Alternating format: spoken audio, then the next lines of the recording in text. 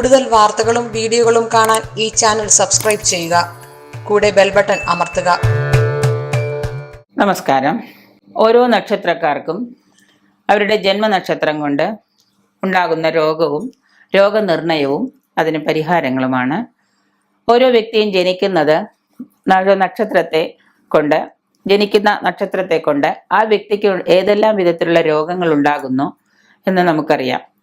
ശരിക്കും ഒരു വ്യക്തി ജനിക്കുന്ന രാശിയും നക്ഷത്രവും വെച്ച് നമുക്ക് ആ വ്യക്തിക്ക് എന്തൊക്കെ രോഗങ്ങൾ ഉണ്ടാകാം, ആ വ്യക്തിക്ക് എന്തൊക്കെ രോഗങ്ങളാണ് ബാധിക്കുക, ഏതൊക്കെ പ്രായത്തിലാണ് അത് ബാധിക്കുക, എന്തൊക്കെ പരിഹാരങ്ങൾ അതിന് ചെയ്യാം. അതിനാണല്ലോ നമ്മൾ ജാതകമൊക്കെ എഴുതുന്നത്. ഈ ജാതകം എഴുതി കഴിയുമ്പോൾ ആ ജാതകത്തിൽ ഓരോ പ്രായത്തിലുണ്ടാകുന്ന രോഗങ്ങളെ കുറിച്ചൊക്കെ നമ്മൾ പറയുന്നുണ്ട്. അതിന് പരിഹാരങ്ങളും പറയുന്നുണ്ട്. ഏത് അമ്പലത്തിൽ ഏത് പരിഹാരം ചെയ്താൽ ആ രോഗം തുടർച്ചയായിട്ട് മുൻകൂട്ടി നമുക്ക് രോഗം വരാൻ പോകുന്നതെന്ന് നമുക്ക് അറിയാൻ സാധിക്കും. അപ്പോൾ അതിന് നമ്മൾ രോഗനിർണയത്തിന് ഓരോ നക്ഷത്രക്കാർക്കും എങ്ങനെയാണ് അത് സംഭവിക്കുന്നത് എന്ന് നമുക്ക് നോക്കാം. അശ്വതി നക്ഷത്രത്തില് ആദ്യത്തെ 27 നക്ഷത്രത്തിൽ പ്രധാന നക്ഷത്രമാണ് അശ്വതി നക്ഷത്രം. ഈ അശ്വതി നക്ഷത്രക്കാര് പൊതുവെ പുറമേ നല്ല ആരോഗ്യവാന്മാരായിരിക്കുമെങ്കിലും അവർക്ക് അർശസ്, അതായത് അൾസർ പോലെയുള്ളത്, വാതരോഗം, മൂത്രാശയ രോഗങ്ങൾ, എപ്പോഴും ഈ സ്ത്രീകളൊക്കെ ആണെങ്കിൽ യൂറിനറി ഇൻഫെക്ഷൻസ്, പുരുഷന്മാരാണെങ്കിൽ അവർക്ക് യൂറിനുമായിട്ട് ബന്ധപ്പെട്ട പല അസുഖങ്ങൾ, ഹൃദ്രോഗം, ഹാർട്ടിന് അസുഖങ്ങൾ, ഇങ്ങനെ ഈ വിട്ടുമാറാതെ ഇങ്ങനെ ഓരോന്നായിട്ട് ഇങ്ങനെ അവരെ പീഡിപ്പിച്ചുകൊണ്ടിരിക്കും. അവരുടെ നക്ഷത്ര ദശാനാഥൻ, ഈ അശ്വതി നക്ഷത്രത്തിന്റെ ദശാനാഥൻ കേതുവാണ്. അവരുടെ ജനനം കേതുവിലാണ്. ഈ അനിദ്രാവാദം, അതായത് കാല് ഉറങ്ങുന്ന സമയത്ത് കാലുകൾ കൈകൾ കോച്ചി പിടിക്കുന്ന വാദം, അനിദ്രാവാദം എന്ന് പറയും. മതിഭ്രമം, ചില മാനസികമായിട്ട് ഉള്ള ഒരു അസ്വസ്ഥത, പിന്നെ ഒപ്പം തന്നെ വായുപീഡ, ജ്വരം, വായുവിൻ്റെ അസുഖങ്ങൾ, ജ്വരം, ഇങ്ങനെയുള്ള പലവിധ രോഗങ്ങളും അവർക്ക് വിടാം. ഇതിന് പരിഹാരമായിട്ട് ഇവർ ചെയ്യേണ്ടത് ദാനപുണ്യ കർമ്മങ്ങൾ ചെയ്യുക, ദീനദുഃഖിതരെ പാവങ്ങൾക്ക് സഹായം കൊടുക്കുക.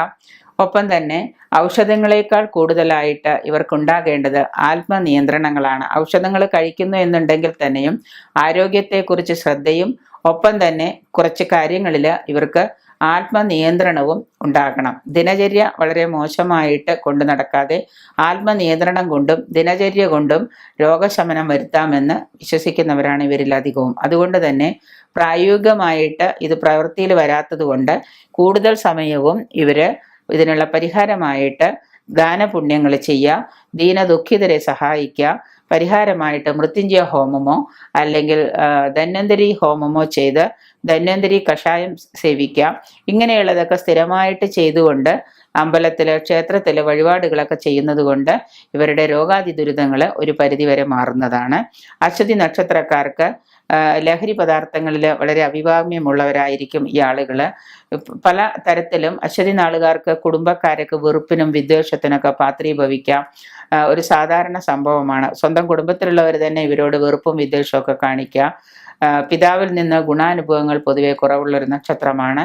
അങ്ങനെ എല്ലാ തരത്തിലും നോക്കിക്കഴിഞ്ഞാൽ 27 നക്ഷത്രത്തിൽ ആദ്യത്തെ നക്ഷത്രമാണ് അശ്വതി എങ്കിലും പൊതുവെ ഇവർക്ക് രോഗാദി ദുരിതങ്ങൾ കൂടുതലുള്ളത് കൊണ്ട് കൂടുതലുമായിട്ട് മൃത്യുഞ്ജയ ഹോമമോ ധന്വന്തരി പൂജയോ ചെയ്ത് അതിൻ്റെ യഥാവിധി യന്ത്രമൊക്കെ ധരിച്ച് ഔഷധ സേവയൊക്കെ ചെയ്തു കഴിഞ്ഞാൽ ഇവരുടെ അസുഖങ്ങൾ ഭേദമാവാൻ സാധ്യതയുണ്ട്.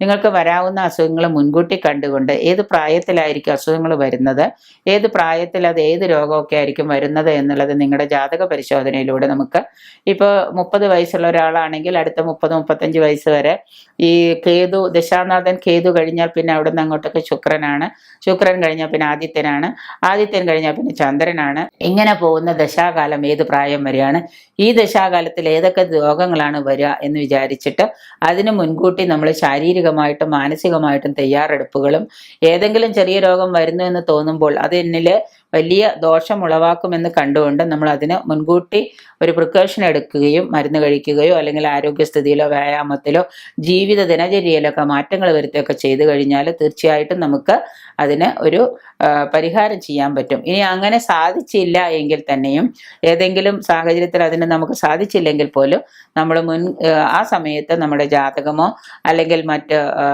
നാള് വെച്ചിട്ടോ നമ്മൾ നോക്കി ഇപ്പോൾ ഏത് ദശയാണ് നമുക്ക് നടക്കുന്നത്, ഈ ദശ ദശയിൽ എന്തൊക്കെ രോഗങ്ങളായിരിക്കും നമ്മൾക്ക് വരുന്നത്, ഈ രോഗങ്ങളുടെ അവസ്ഥ എന്താണെന്ന് കണ്ടുകൊണ്ട് അതിന് കുടുംബപരമായിട്ടാണെങ്കിലും പല ദോഷങ്ങളുണ്ട് എന്ന് കണ്ടുകൊണ്ട് അതിന് പരിഹാരങ്ങൾ ചെയ്യുകയും അതിന് യഥാവിധി വഴിപാടുകൾ എന്തൊക്കെയാണോ വേണ്ടത് എന്നുള്ളതോടെ നോക്കി നമ്മൾ അതിന് പരിഹാരം കണ്ടുപിടിച്ചാൽ തീർച്ചയായിട്ടും നമുക്കിതിനൊരു ശാശ്വതമായ ഒരു മോചനം കിട്ടും ഈ രോഗാദി ദുരിതങ്ങളിൽ നിന്ന്. അതുകൊണ്ട് ആ ഒരു രീതിയിൽ നിങ്ങൾ കാര്യങ്ങൾ ചെയ്യുക. അസുഖം വന്ന് മൂർച്ഛിച്ച് അവസാന നിമിഷത്തിൽ നമ്മൾ മരുന്നും മന്ത്രമൊക്കെ ആയിട്ട് ഓടി നടക്കുന്നതിനേക്കാളും നല്ലത് തുടക്കത്തിലേ നമുക്കത് തീർച്ചയായിട്ടും അറിയാൻ പറ്റും ഏത് രോഗം വരുന്നു, എന്തുകൊണ്ടായിരിക്കും അത് വരുന്നത്. ശാരീരിക പ്രകൃതി അനുസരിച്ച് നക്ഷത്രത്തിന്റെ ഇതനുസരിച്ചിട്ടും ഓരോ ദശാനാഥനും നമുക്ക് കൊണ്ടുവരുന്ന രോഗങ്ങൾ എന്തൊക്കെയാണ്. ഇപ്പൊ രാഹുർദശയാണെങ്കിൽ നമുക്കറിയാം, ഒരു വ്യക്തിക്ക് രാഹുർദശയാണെങ്കിൽ രാഹു സാമാന്യം നല്ല രീതിയിലാണെങ്കിൽ അയാൾക്ക് വലിയ കുഴപ്പമുണ്ടാവില്ല. എങ്കിൽ തന്നെയും രാഹുവിന് ചെറിയ മാറ്റങ്ങൾ വരുമ്പോൾ ദശാമദ്യം, രാഹുർദശ ഏതാണ്ട് 19-18 വർഷത്തോളം വരും. അപ്പൊ ഈ രാഹുർദശ കാലത്ത് ആ മധ്യത്തില് ത്വക്ക്, കണ്ണ്, മൂക്ക് ഇതിനൊക്കെ രോഗങ്ങൾ ഉണ്ടാവും. ത്വക്ക് രോഗം രാഹുർദശ കാലത്ത് ത്വക്ക് രോഗം വരാത്തവർ ആരും ഉണ്ടാവില്ല. അതിനെ നമ്മൾ സ്കിന്നായിട്ട് പറയും, സ്കിന്ന് രോഗമാണെന്ന് പറയും, പല കാരണങ്ങളും പറയും. അതുപോലെ തന്നെ കണ്ണിന് അസുഖങ്ങൾ വരാം, കാഴ്ചക്കുറവ് വരാം, തിമിരത്തിന് ഓപ്പറേഷൻ വരാം, പലതും. വ്യാഴമാണ് നമുക്ക് ബാധ്യതയിൽ നിൽക്കുന്നതെങ്കിൽ വ്യാഴത്തിന്റെ അവസ്ഥയിൽ രോഗമാണെങ്കിൽ പല ദോഷങ്ങളും വ്യാഴം ദോഷത്തിലാണെങ്കിൽ വരാം, നീചത്തിലാണെങ്കിൽ വരാം. ശനിയാണ് നമുക്ക് ദശാകാലമെങ്കിൽ ശനിദശയിൽ നമുക്ക് വരുന്ന രോഗങ്ങൾ ഏതൊക്കെയാണ്. അതിനിപ്പോൾ ചിലപ്പോൾ ചില ദിവസം എള്ളെണ്ണ തേച്ച് കുളിച്ചാൽ പോലും ശനിയാഴ്ച ദിവസം നല്ലപോലെ ആട്ടിയെടുത്ത എള്ളെണ്ണ ഉപയോഗിച്ച് തലയിൽ തേച്ച് കുളിച്ച് എള്ളെണ്ണ ഉപയോഗിച്ച് വിളക്ക് കത്തിച്ചാൽ പോലും ചിലപ്പോൾ രോഗത്തിന് ശമനം കിട്ടും.